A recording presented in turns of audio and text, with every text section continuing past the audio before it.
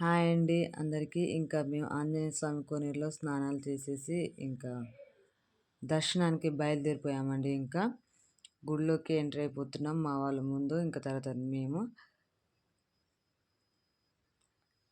తర్వాత కొబ్బరికాయలు కొనుక్కున్నాము. కొబ్బరికాయలు కొనుక్కున్న తర్వాత గుళ్ళోకి ఎంట్రీ అయిపోయినాము. ఇంకా గుళ్ళోకి వెళ్ళే ముందు చెప్పినారు, ఇక్కడ ఫోటోలు కానీ వీడియోలు కానీ తీయొద్దని చెప్పినారు. అందుకే గుళ్ళో దర్శనం అయిపోయిన తర్వాత మేము ఇలా ఫోటోలు తీసుకున్నాం కొద్దిసేపు.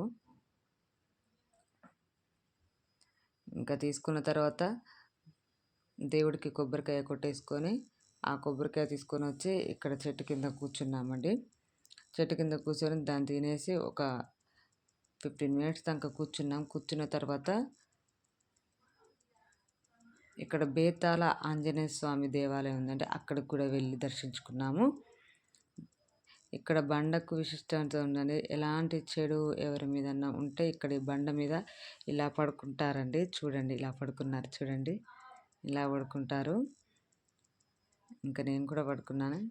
ఇంకా మేము కంచి బయలుదేరిపోయామండి. కోతులు చూడండి ఏది వేసినా తింటున్నాయి కదండి.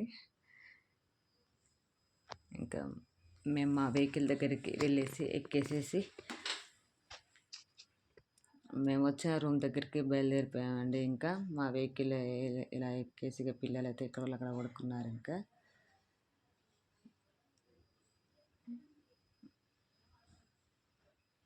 తర్వాత మా రూమ్ దగ్గరికి వచ్చేసినామండి. అందరు ఆకలితో ఎలా ఉన్నారు చూడండి, ఫేస్లు అన్నీ మాడిపోయి.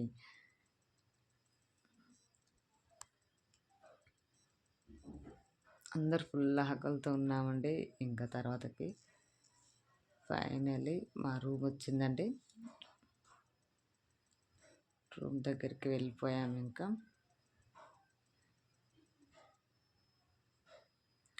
నెక్స్ట్ వీడియో కోసం వెయిట్ చేయండి. Bye bye.